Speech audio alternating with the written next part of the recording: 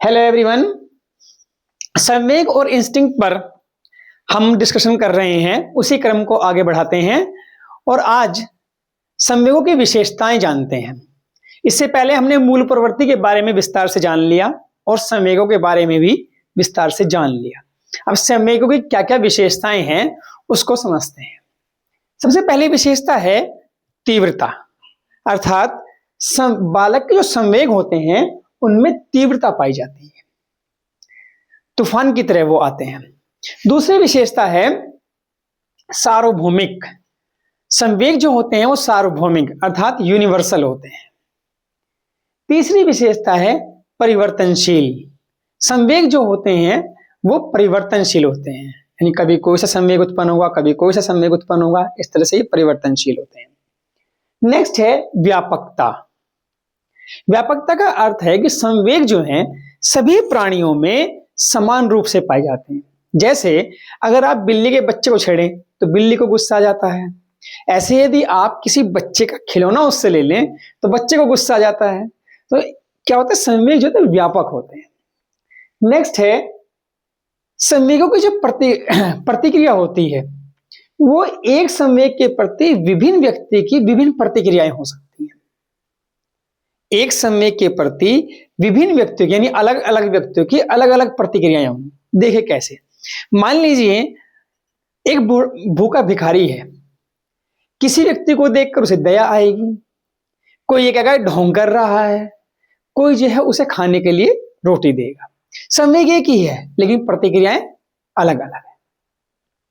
Next है संवेग क्षणिक और अस्थायी होते हैं, मतलब परमानेंट नहीं रहते, आते हैं और धीरे धीरे धीरे धीरे खत्म हो जाते हैं। व्यवहार, संवेग जो है वो व्यवहार को भी प्रभावित करते हैं। जब संवेग हमारे अंदर उत्पन्न हो जाता है तो हमारे व्यवहार में परिवर्तन हो जाता है। जैसे हमने पिछली बार एग्जाम्पल लिया था कि बंदर को देखकर हमें भय लगा, यानी भय संवेग उत्पन्न हुआ तो हम डरकर वहां से भाग खड़े हुए। नेक्स्ट, संवेग में एक निश्चित दिशा में क्रिया की प्रवृत्ति होती है। जैसे मान ली, जैसे देखते हैं हम कि शर्म आने पर क्या करते हैं, बहुत से बच्चे गर्दन नीचे झुका लेते हैं या बहुत से बच्चे अपने मुंह को ढक लेते हैं अपने हाथों से। तो संवेग की जो क्रिया होती है वो एक निश्चित दिशा में होती है। संवेग आंतरिक और बाह्य शारीरिक परिवर्तन करते हैं। जैसे डर या घबराहट के कारण क्या होता है, धड़कन बढ़ जाती है, या क्रोध के समय चेहरा लाल हो जाता है। तो ये सब आंतरिक और बाह्य परिवर्तन संवेग के समय में होते हैं। आगे देखते हैं संवेगात्मक विकास की क्या क्या विशेषताएं हैं। पहली विशेषता तो ये है कि संवेगात्मक विकास जो होता है वो एक क्रम से होता है। दूसरी, संवेगात्मक विकास साधारण से जटिल की ओर होता है। नेक्स्ट है कि हम प्रशिक्षण द्वारा संवेगों में परिमार्जन कर सकते हैं। प्रशिक्षण द्वारा संवेगों का परिमार्जन किया जा सकता है। और नेक्स्ट, संवेगों में और किसमें, मनुष्य के व्यवहार में, यानी संवेगात्मक विकास में और मनुष्य के व्यवहार में सहसंबंध यानी कोरिलेशन पाया जाता है। अब देखते हैं कि जो बच्चे होते हैं उनमें संवेगों का विकास किस समय पर किस प्रकार का संवेग उनके अंदर अनुभूति करते हैं। जन्म के समय जब बच्चा होता है तो उसमें केवल एक्साइटमेंट यानी केवल उत्तेजना होती है। उस समय उसकी उत्तेजना को हम स्पष्ट नहीं जान सकते, लेकिन धीरे धीरे जैसे वो बड़ा होता जाता है उसकी उत्तेजना किस रूप में है उसको हम पहचान सकते हैं। तो जन्म के समय उसमें केवल उत्तेजना यानी एक्साइटमेंट होती है। जब वह 3 माह का हो जाता है तो उसमें कष्ट और आनंद, यानी जो उसकी उत्तेजना है उसमें कष्ट और आनंद, इनको हम पहचान कर सकते हैं। उसकी उत्तेजना में कष्ट या आनंद हम पहचान सकते हैं। नेक्स्ट, जब वह 6 माह का हो जाएगा तो उसमें भय, जुगुप्सा यानी घृणा को कहते हैं, घृणा करना, क्रोध,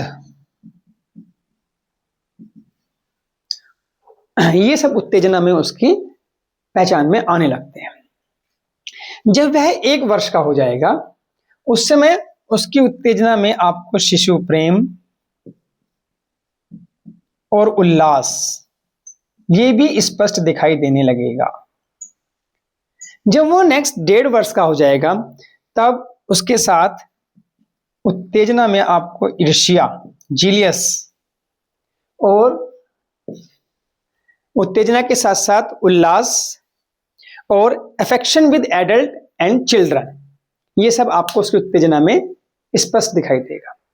नेक्स्ट है 2 वर्ष। 2 वर्ष में क्या होगा? भय, घृणा, क्रोध, ईर्ष्या, उल्लास, affection with adult, affection with children, खुशी, ये सब आपको उसकी उत्तेजना में स्पष्ट रूप से नजर आने लगेंगे। आगे देखते हैं संवेगात्मक विकास को प्रभावित करने वाले कारक। संवेगात्मक विकास को प्रभावित करने वाले जो कारक हैं उनमें पहला कारक है शारीरिक स्वास्थ्य। यदि बच्चे का स्वास्थ्य खराब होगा तो जाहिर सी बात है कि वह चिड़चिड़ा हो जाएगा, उसके व्यवहार में अस्थिरता आ जाएगी। नेक्स्ट है थकान। जब बच्चे थके होते हैं तो क्या होता है, उन्हें बात बात पर गुस्सा आने लगता है, बात बात पर उत्तेजित हो जाते हैं। नेक्स्ट, पारिवारिक वातावरण भी संवेगात्मक विकास को प्रभावित करता है कि परिवार में कैसा वातावरण है, घर में गाली गलौज तो नहीं होती, आपस में लड़ाई तो नहीं होती, तो ये सब भी उसके संवेगात्मक विकास को प्रभावित करता है। नेक्स्ट है परिवार का सामाजिक और आर्थिक स्तर। परिवार का सामाजिक स्तर कैसा है और आर्थिक स्तर कैसा है, यह भी बच्चों के संवेगात्मक विकास को बहुत प्रभावित करता है। नेक्स्ट है परिवार का आकार, ज्यादा बड़ा परिवार या छोटा परिवार, उसके भी प्रभाव संवेगात्मक विकास पर पड़ते हैं। और नेक्स्ट है माता पिता का व्यवहार। माता पिता का बच्चे के प्रति कैसा व्यवहार है, यह भी संवेगात्मक विकास को प्रभावित करता है। मान लिया कोई माता पिता अपने बच्चे को प्रेम नहीं करते या वो जॉब के कारण उसकी तरफ ध्यान नहीं दे पाते, तो उसे भी माता पिता से कोई लगाव नहीं रहता। तो माता पिता के व्यवहार का भी बच्चे के संवेगात्मक विकास पर बहुत प्रभाव पड़ता है। अब देखते हैं संवेगों का शिक्षा में क्या महत्व है। शिक्षक क्या कर सकता है? बालक के संवेगों को जागृत करके पाठ में रुचि उत्पन्न कर सकता है। इसीलिए शायद लेसन प्लान में पहले नंबर पर क्या बनते हैं, प्रस्तावना क्वेश्चन बनाए जाते हैं ताकि हम उनकी पाठ में रुचि को जागृत कर सकें। शिक्षक और क्या कर सकते हैं? बालक के संवेगों का विकास करके उनमें उत्तम विचारों, आदर्शों, गुणों, रुचियों, इन सब का निर्माण कर सकता है। बालक के संवेगों को जानकर उसका ज्ञान प्राप्त करके उपयुक्त पाठ्यक्रम का निर्माण भी कर सकता है या करा सकता है। बालकों को संवेगों पर नियंत्रण करना सिखाकर उन्हें क्या कर सकता है, शिष्ट और सभ्य बना सकता है। शिक्षक और बालकों में उपयुक्त संवेगों को जागृत करके अपने शिक्षण को सफल बना सकता है। जैसे मान लिया उनमें क्यूरियोसिटी पैदा कर दी जाए कि आप क्या पढ़ाने वाले हैं या हम क्या करने वाले हैं, तो क्या होगा, हमारा जो शिक्षण है वो सफल हो जाएगा। और उपयुक्त वातावरण का निर्माण करके, यानी एक अच्छे वातावरण का निर्माण करके हम उनमें जो जरूरी संवेग है उनका विकास कर सकते हैं और जो जरूरी नहीं है उनको बढ़ने से रोक सकते हैं। यह है संवेगों का शिक्षा में महत्व। इस प्रकार हमने संवेगों की विशेषताएं, संवेगात्मक विकास की विशेषताएं, बच्चे में किस आयु में, शिशु में किस आयु में किन संवेगों का विकास होता है, और संवेगात्मक विकास को प्रभावित करने वाले कारक और संवेगों का शिक्षा में महत्व, यह अच्छे प्रकार से जान लिया है। मिलते हैं नेक्स्ट वीडियो में एक नए टॉपिक के साथ। यदि आप हमारे चैनल पर नए हैं या और हमारा चैनल आपको पसंद आ रहा है तो हमारे वीडियो को लाइक, सब्सक्राइब, शेयर करना न भूलें। धन्यवाद।